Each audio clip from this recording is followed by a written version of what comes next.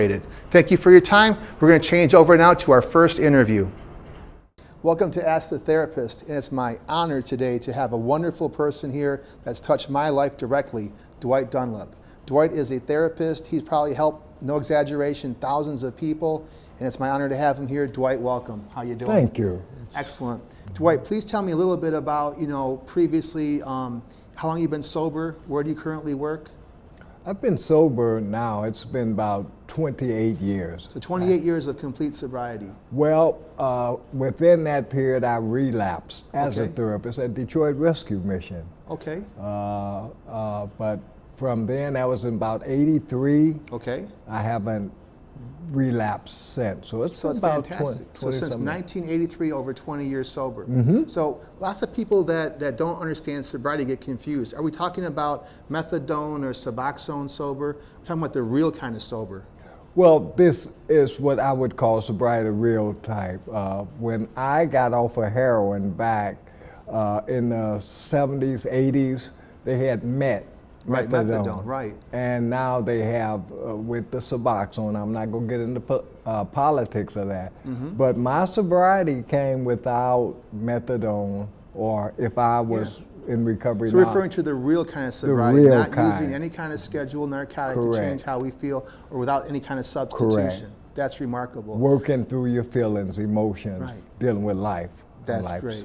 So Dwight, where did you spend your formative years? Where did you primarily grow up? I grew up in the 8 Mile community of Detroit, the old 8 Mile, Royal Oak Township, which was a hotbed in Oakland County for the heroin. Oh, was it trade. really? Yes, it was. So was there any point in history that the heroin kind of changed? I've been told by other people that knew a lot about Detroit history that there was the riots at 1967, right? Yes. So the riots of 67, was that the Rosa Parks Boulevard type area? Yes. So after that, was drug availability changing at all? Yes, the urban setting Detroit was flooded with drugs. Okay. And the precursor back then was what we used to call penny caps. Okay. Penny so caps what was of a heroin. penny cap? Penny caps was little heroin. It was in a cap. You could get it for 50 cents, $1. You're kidding me. It me. was like an introduction, like crack was to cocaine. That makes sense. And what would happen, we would have these parties and stuff, and you'd get caps, your friends' peer pressure, and you would snort it. Okay. And once you snorted, then you became addicted and you started into the progression, the mixed jive, the skag. Okay. That's what we used to call it back So that's then. remarkably cheap for basically under $1. You can buy a penny cap of heroin. Would could that be back strong then. enough to get a person high for a few hours? Yes. Wow.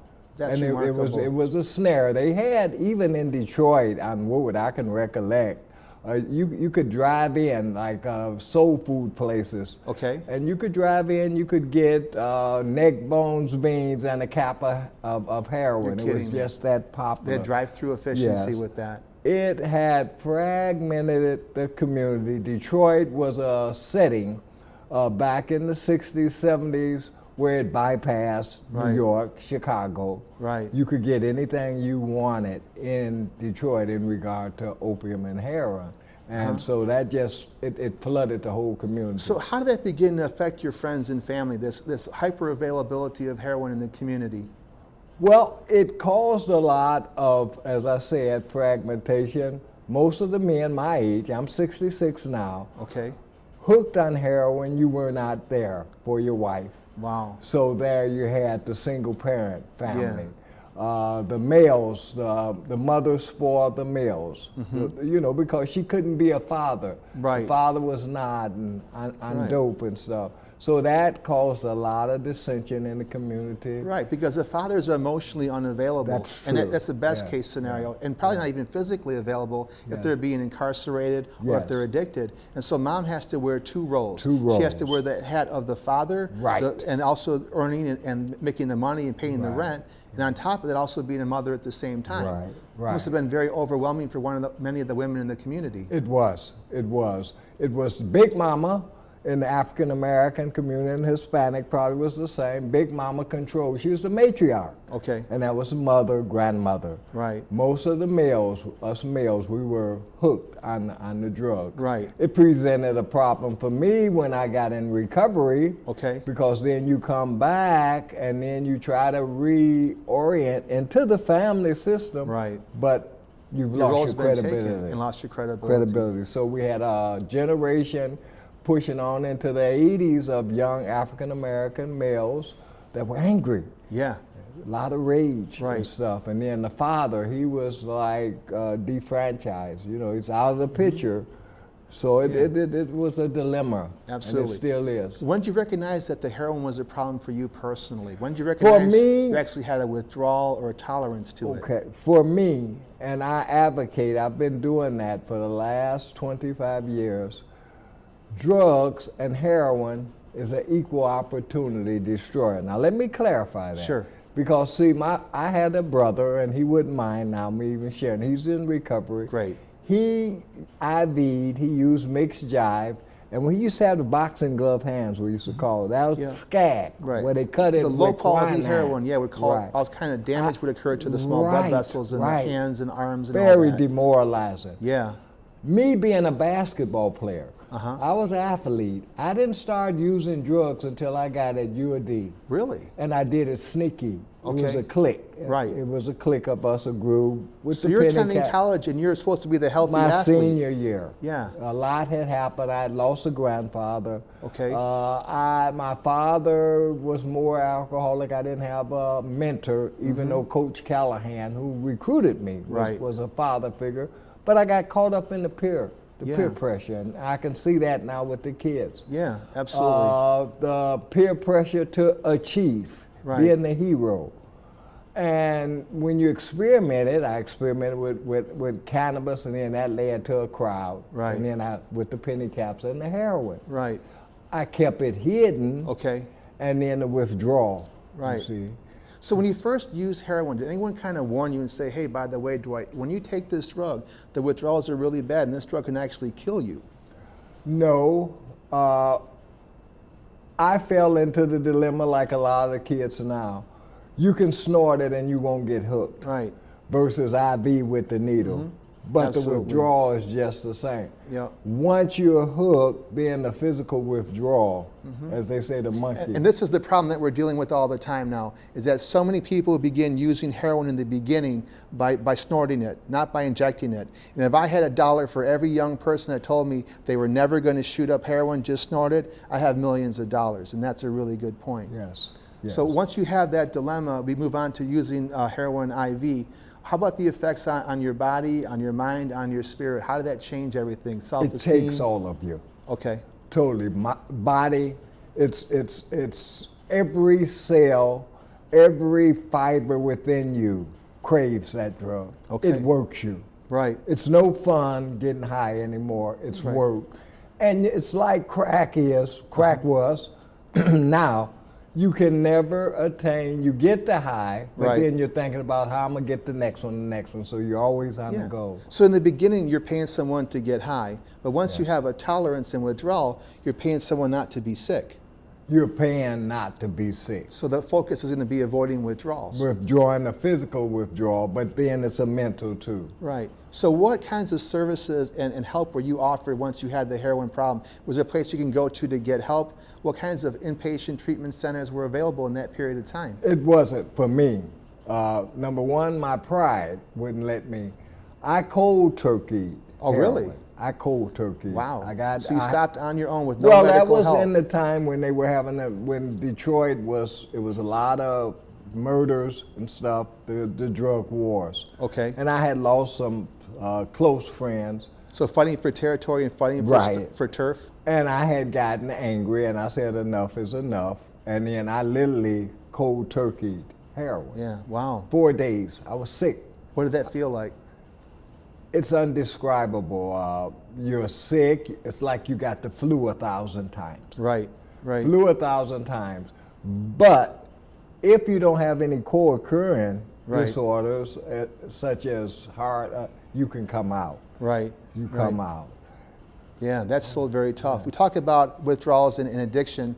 And so if a person's hooked on heroin or Vicodin or Oxycontin, if they run out of that drug, they're going to wish they were dead, but they're not going to die. People that abuse Xanax and Valium and drink alcohol every day, when they go through withdrawals, they can actually have a seizure and die. And so those withdrawals can be lethal. Yes, and one other point I would like to make in regard to heroin, I cold turkey and I thought that was it. Right. But see, it's what we call secondary withdrawal. It's the ritual. Right. That was the hardest. The lifestyle, the ritual, and the post-acute withdrawal symptoms as well. Right, right. That's what we advocate, and especially with our young population now. Heroin fragments the family, the community, everybody involved with that person. And sometimes we try to manipulate our loved ones into just stop using everything, it's going to be all right. Right. That's not true. That's a very good point. That's not true. Yeah, because abstinence is not recovery. No, it's abstinence not. Means you're not using the drug. Yes. And if you were a drunken horse thief and you stopped using alcohol, you'd be a sober horse thief.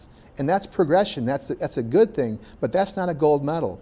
Recovery is an active change in attitudes, ideas, and behaviors. The change is global, and the change is also a spiritual change as well. Yes. So how do you eventually get sober from alcohol and heroin? Through self-help. Okay. Did you attend NA and AA meetings? I went through NA. NA helped me, and AA. That Fantastic. helped me. So you used both programs? I used both. I fought it for 2 years, but then, you know, I was at the verge where I was in relapse mentally. Right. My biggest advocate for me was my spirituality. Nice. My spirituality, I had a good support where I could deal with the guilt, the shame, through the church, through the community. Right. I also was able to get men, very supportive men around me. That's great. Yeah. Fantastic. You have to have a support system. Yeah, so you can't do this on your own. You what you're saying is that you need a team of people, and I would advocates like and allies. Right, with a lot of young ones, because I've dealt with young kids, and they're a lot of times they withdraw because they hear NAAA. That's good, right? But that's not the only avenue. Yeah, that's but a very good point. you got to have support. Yeah. And especially with young people, we always say, prove your method. If a person comes to me and says, I don't want to use heroin anymore, and they got tears in their eyes, I'm going to assume the person is telling me the truth. There's no reason to lie to me. I'm not a probation officer, I'm not a judge. But if you say, well, what's your method going to be to stay sober? And they look at you and say willpower, I'm not feeling comfortable with willpower as a method. I wish that willpower was the only issue. If I just use my willpower and sit in this chair and don't think about heroin, it'll go away. But it doesn't work that way. It doesn't. It's much more powerful than that. You have to replace the void. Yes. A vacuum. Right. You got to replace that. Absolutely. Either with the drug or what we call recovery. Yeah. Yes. So how do you get involved with actually working in the field of helping and healing people, the therapy field? How do you make the switch into that? It was a calling for me. My goal, when I had gotten back in recovery, I went to Wayne State. I wanted to be an occupational therapist, psychiatric, OT. Right. God put me down at Cass Quarter, Detroit Rescue Mission. Yeah.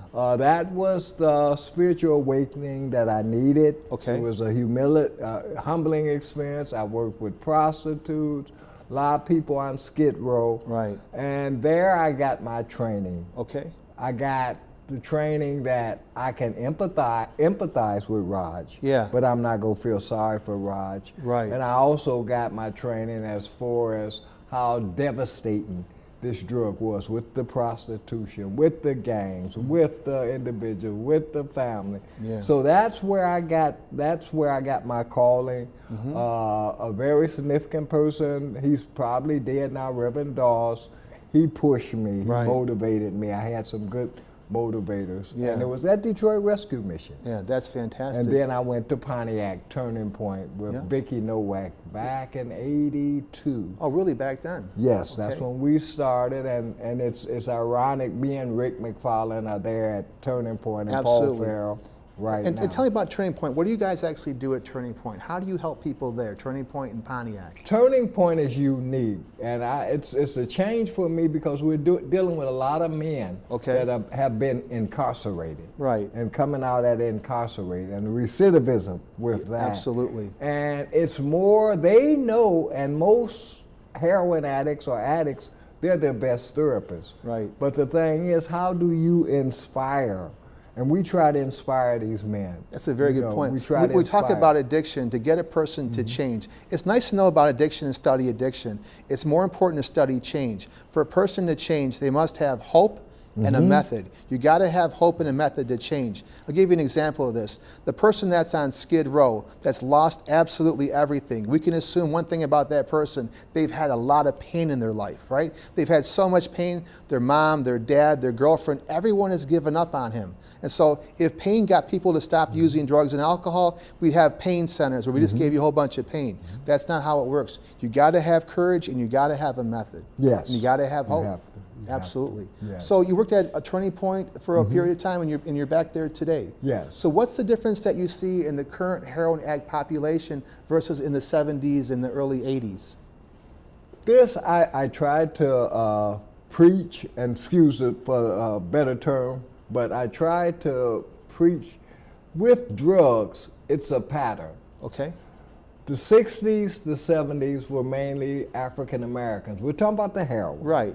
Today, disproportionately was in minority communities at that time. And today it has flipped. Right. You have what we call the Gratiot Express. Okay. Young white kids from Mount Clemens all the way down to Detroit, taking that SEMTA. Wow. Get off at 8 Mile, heroin addicts. That's amazing. Oakland County, Flint, 75. Right. So it has flip-flopped. Right.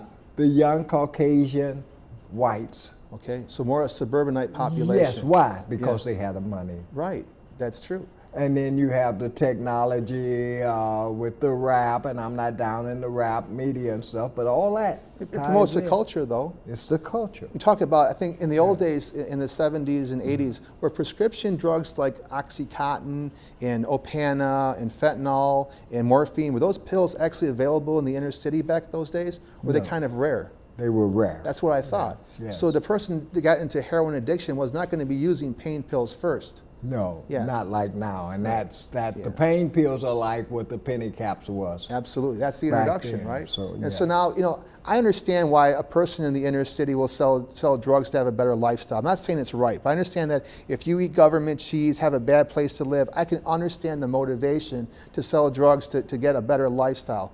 I don't understand why people that have medical degrees will actively promote and push narcotic drugs, Schedule II drugs like morphine, Opana, and Oxycontin, because they're already wealthy, they've sworn an oath to do no harm, they violate their oath, they get people addicted, and they want to have just one more Rolls Royce in the driveway. I don't understand that, and that's pure greed. It's greed. Absolutely. It's greed. So how do we help these people that are dealing with heroin addiction now? What are some of the methods that we can do to get somebody motivated to stop? Because some of the young people that I meet with will tell me this is going to be my lot in life. I'm never going to get off this stuff. This is what I am. I'm a heroin addict. This is what I'm always going to be. What you're doing is very important. Educating the community. The Clarkston, Oakland County community. I saw this 10 years ago when I was working at Insight. Okay. It was a Kroger's on Dixie Highway and White Lake Road. And I saw these young kids. I'd work afternoons, I'd get off of work, and I knew they were addicts. And they would scope and watch the people going into the store. Right. Within a year, they closed that store. You're kidding. They were robbing, they were stealing. Desperation. And I would tell some of the parents, hey, no, they're not on that. Right. Education is so important. Absolutely. You're not a failure. You're not the cause. But you have to look at your child or your kids. Look at their behavior. Absolutely. A drastic change in behavior. Yeah.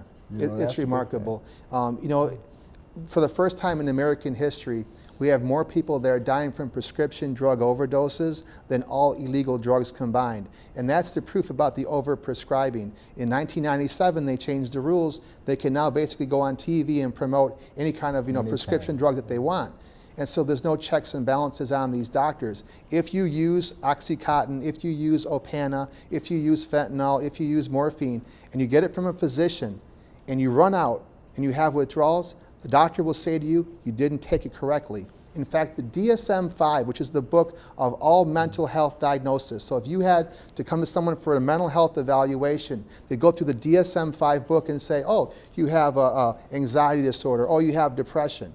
So in the old days, to have drug dependency, right, opioid drug dependency, all it required was withdrawal and tolerance. The book has been changed completely. Now the book says if the withdrawal and tolerance occur while under the care of a doctor, it does not qualify for addiction. And that's remarkable. Can you imagine if the qualifications for rape were changed? You go to the doctor's office, somebody rapes your daughter, and they say, oh, by the way, you can't charge them with rape because that definition doesn't apply in a doctor's office. When a person's got a runny nose and they're puking up everywhere, and that came from a doctor, yeah, that doctor gave them the addiction, and it's important to talk about that, but they've covered themselves by changing that book.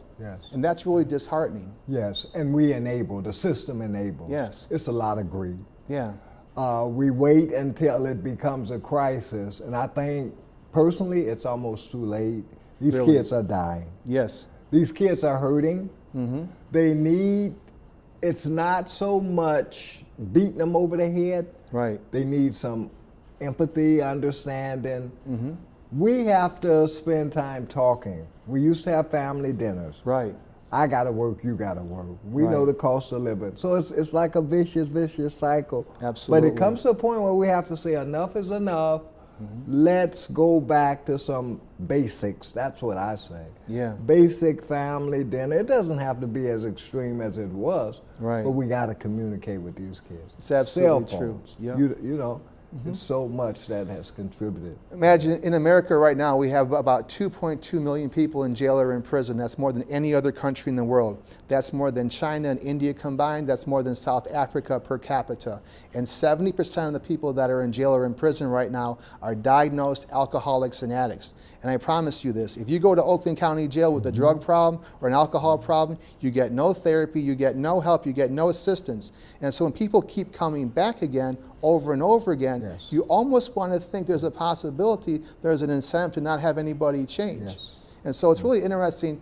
The only mental health diagnosis that's criminalized is addiction and alcoholism. For example, I can have depression at home, you can't arrest me. I can have anxiety at home, you can't arrest me. I can have attention deficit disorder at home, you cannot arrest me. But the active symptoms of addiction and alcoholism, and we're talking about DUIs, MIPs, domestic violence, possession charges, stealing things out of Myers to pay for your heroin habit, those symptoms are criminalized. And so we got to begin looking at, does anyone actually believe that we can arrest our way out of this problem? Because if you do, please let me know. If we were to arrest every alcoholic, every addict, every drug dealer, would this problem go away?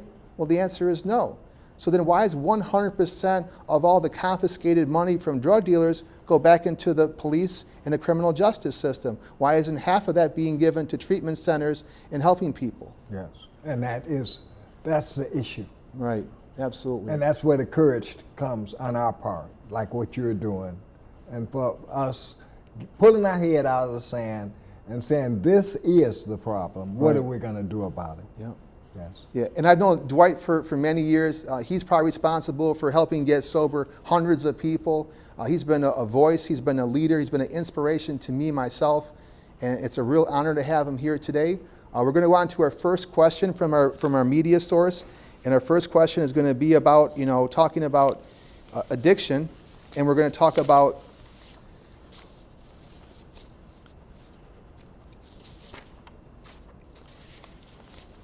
So Dwight, in your opinion, people are faced with access to all kinds of illegal drugs, and lots of young people are prone to peer pressure.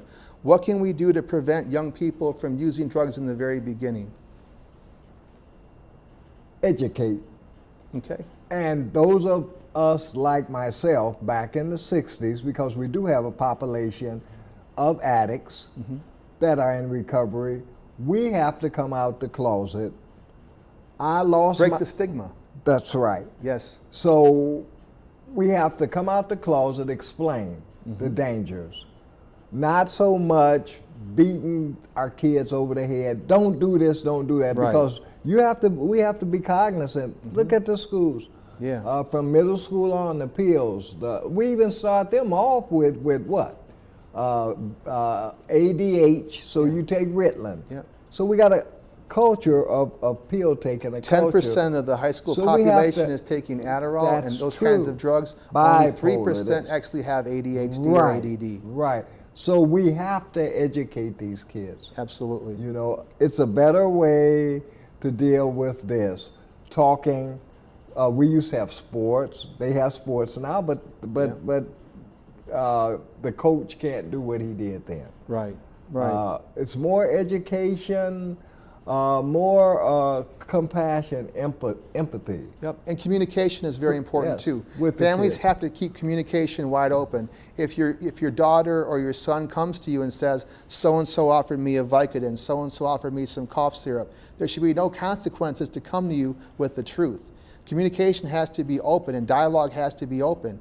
And going in there and talking to your kids about drugs and alcohol being bad is not unreasonable. The longer you can delay a person from using drugs or alcohol, the better the odds are going to be they're never going to become an alcoholic or an addict. In fact, if you can get a person to never abuse drugs or alcohol till the age of 21, the odds of them having an addiction in their life are less than 0.1%. Our job is to delay usage as long as possible. Yes. Right. And then NAAA, self-help, leave it around the house. You don't have to give it directly. It's other ways, you know, leave pamphlets, especially for adolescents. NAA has a good pamphlet, working the program for adolescents. Leave the things like that around. Those are very good points. You see. So another question for you, Dwight.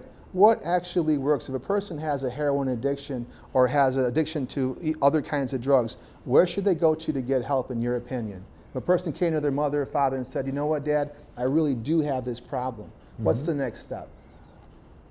I would suggest, and it's inexpensive, NA or AA, or I don't know if they still have Rational Recovery. Yeah, they still do. And from there, they can network to outpatient. Outpatient is a good avenue to start, you know, as an intervention versus directly into rehab, because that can be frightening to a lot of people. Absolutely. So in the beginning, we recommend a person that gets help in any kind of format that they want. It can be going to an AA meeting, it can be going to an NA meeting, you can see an outpatient therapist on a first-time basis. Hey, I think I might have a problem. But with regards to the heroin addiction and the Xanax addiction that's very prevalent, once you recognize that you have real withdrawals to those drugs and have a tolerance to those drugs, inpatient is the best course of action. When a person is actively shooting heroin, you can't come to me and say, I got really high self-esteem and high self-confidence, I'm going to stop this on my own. That's incredibly rare. And so you got to go inpatient to get help. Yes. And Raj, that's where your specialty, and that's what I was saying, outpatient. If you have a loved one, a son or a daughter, then an intervention specialist. Right. Absolutely. That works. Yeah, and tying into the intervention concept, what's really sad is that so many people will say that a person has to reach their bottom to get help. Now, that's probably okay with a marijuana smoking person. You can say, you know, let's wait for them to get to their bottom. But, you know, quite honestly, that's not effective for other drugs, especially heroin. We don't have the luxury to wait for someone to reach their bottom on heroin, because most of the time that bottom's going to be actually an overdose death. And so when you have a person that says, well, they're not ready to get sober, I got to be honest, every person that I see for an intervention, the first thing they say, I'm not stopping using and I'm not going to rehab. Wow, that person's not ready to get clean. So if that was the method, if you had to say, okay, now you got to go back home until you decide that you've had enough, we don't have that luxury. So our job, when a person is abusing drugs or alcohol, our job is to make their using as miserable as possible and their ability to stay sober as easy as possible. That's how we shift their behavior. That's how we create the change. So, Dwight, it's an honor to have you here. You're inspiration and mentor to me. God bless you in all your work. Thank you, and you too. I want to thank everyone for joining us today. I hope this was helpful and I hope this made sense. Only you can make a difference. Remember, the meaning of life is very simple. You are born, you try to make yourself relevant, and then you die. Go out and make yourself relevant. Fortune favors the bold.